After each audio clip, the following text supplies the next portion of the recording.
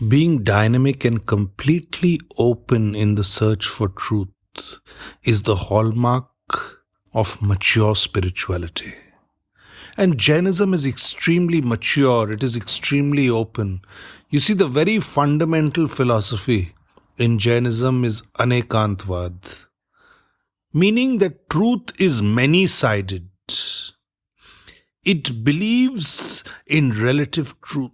It does not emphasize the absoluteness of any one particular truth. And that is what distinguishes Jainism from all other paths. You see, Mahavir used to give 7 answers to each question. And the teerthankaras were like that. They used to never insist that one truth is the absolute truth. No, that is not the way. Existence is vast. Life is vast. How can we say that only one point of view is absolute? And this has been the whole problem in religion over the millennia. Each religion has said their path is absolute. Their path is the ultimate truth. And this is what has led to conflict, what has led to violence, what has led to all the chaos in the world. Everybody's stuck on their absolute positions. At the level of religion, at the level of spirituality, at the level of politics, at the level of nations, at the level of society, at the level of any human pursuit, be it art, science, business, and anything, diplomacy. So this whole problem is one of trying to say that no, the absolute truth is with us, meaning to say that you're giving a yes or no answer, meaning to say that the other person is wrong, the other side is wrong. That way you close yourself to the higher truth. You see, life, existence is not something so simple that you can define everything by a black and white answer. This is right, this is wrong. There are shades of grey. You cannot say that my way or the highway. That is extremely absurd. That is being closed-minded. That is having a tunnel vision. That is wearing blinkers. The dimensions of existence are infinite. Therefore, the dimensions of truth also will be infinite. And Jainism is extremely dynamic because of this one particular philosophy. Even if you leave out other parts of it, this is enough to establish its dynamism. It is looking at life with a many-sided view. It is looking at life through many dimensions. It is capable of absorbing all the different shades, all the different colors of the cosmic truth. It does not say that there is only hate or only love. No, there are so many states in between it.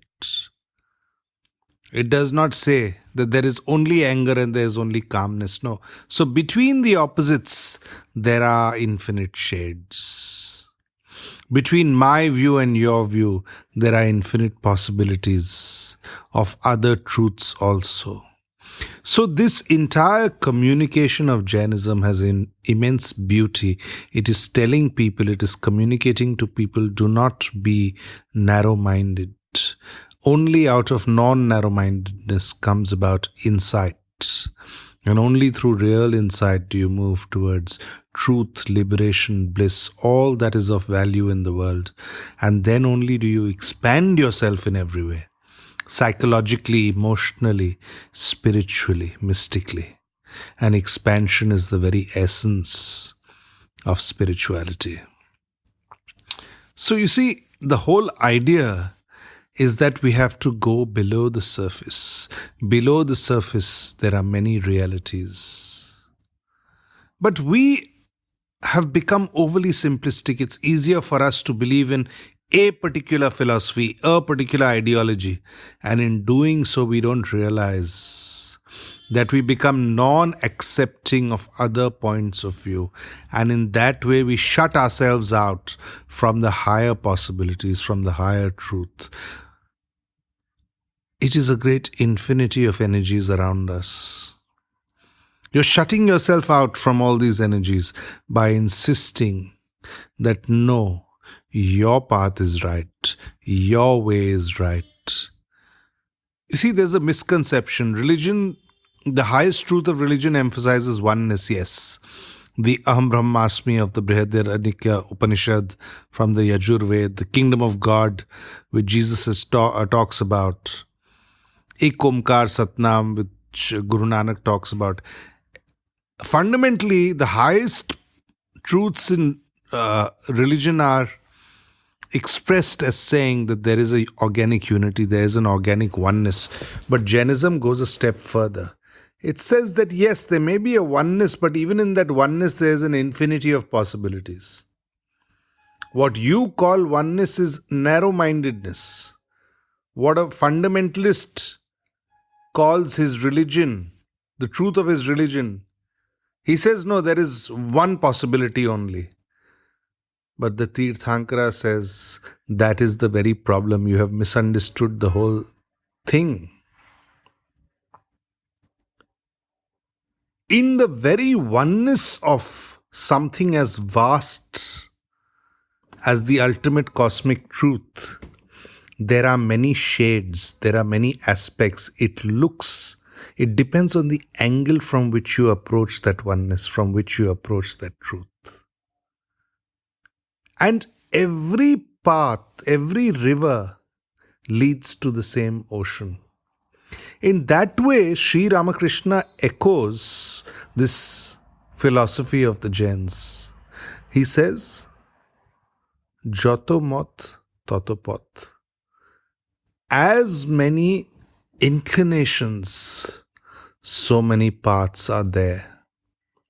Meaning to say, let's not overly narrow our psyche.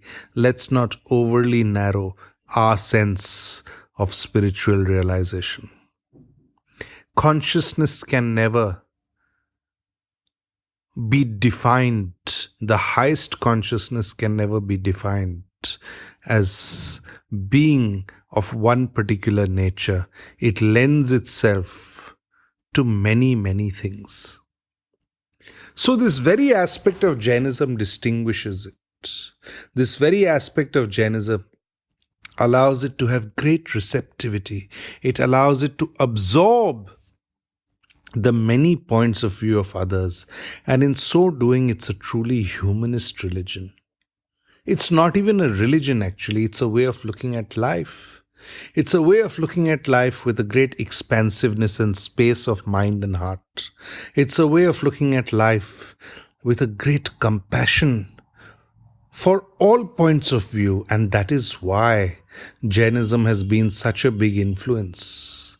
When it comes to ideas of compassion, when it comes to ideas of moving beyond conflict, of moving beyond our differences, and being able to appreciate that beyond what we ourselves know, there are things unknown. Have the courage to see that.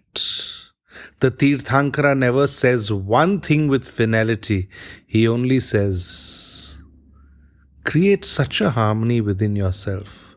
Create such an openness within yourself that you're able to understand existence in totality, however it is. You are able to accept newer and newer truths. In that way, Jainism is akin to Buddhism, because the Buddha was once asked if he knows everything in the world. And he laughed and he said, nobody knows everything.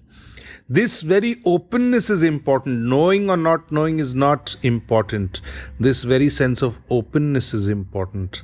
And that is essentially the abiding lesson of Jainism.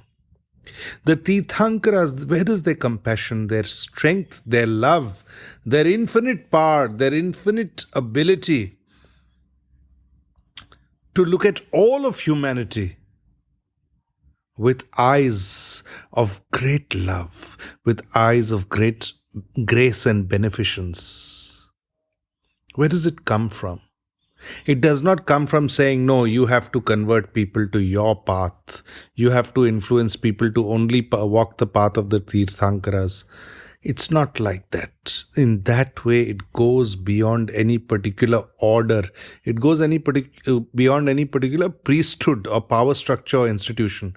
So in fact, Jainism is not at all a religion in that way. It is a broad vision of looking at the world.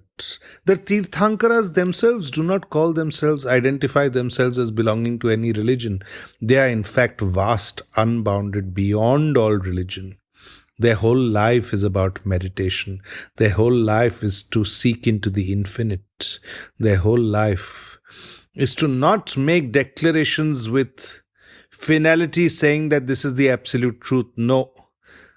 It is about saying, look at the sky, there are so many stars, each has its own light, each has its own beauty. In that way we are to look at the world. There are different points of light in the world. Be able to appreciate all types. And then your energy grows. Then you're able to go deeper into meditation because you're able to expand. You see, people think that meditation is all about concentrating on one particular thing.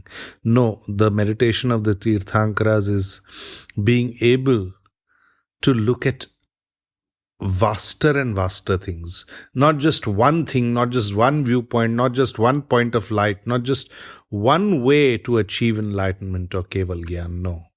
That only creates an obsession with one path. And that is the whole problem with religion. They have created obsessions in people's minds that this path is correct, you are right. So people obsess, and that is the very heart of extremism. That is the very heart of misunderstanding of religion. It creates frustration.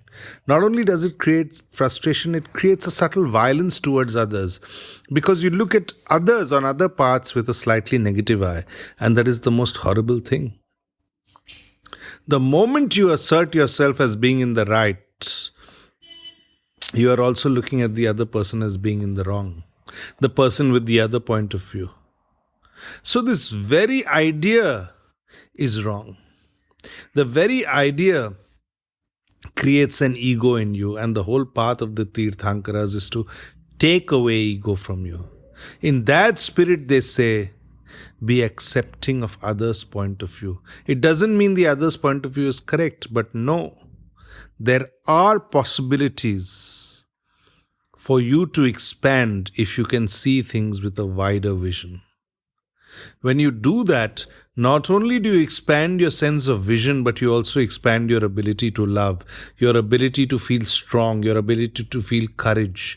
The open person is the truly courageous person. The narrow person is always more full of fear.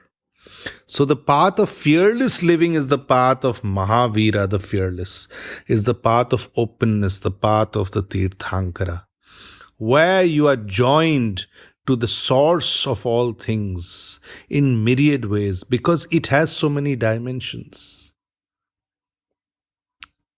It is oceanic in nature. It has a vibe which goes beyond what any particular institution is telling you. The cosmos is so big. If you keep insisting that things are as your religion says it is, or as your one book says it is, your life is bound to end in failure, because you'll always be wrong. There is no particular way to define this cosmic vastness. There's no one singularity to define this immensity of existence. Forget about in the material sphere, forget about the spiritual sphere. In the material sphere also things are so large. And in the mystic, the spiritual sphere, of course, things are unlimitedly large. So the creative way is to look at things through the eyes of this anekantvad, through the eyes of realizing that the absolute splendor and magnificence of the universe is not through any one particular absolute statement or one particular assertion or truth, but through many-sided ways of looking at life. That creates a true bliss. It creates a different level of awe and wonder within you. It opens up your heart, your mind. And when that happens, you move towards a higher joy. You move towards an opening up of all your own possibilities in life. You move from ego and pride towards openness and discovery and insight. That is the very beginning of true fulfillment and truly successful living.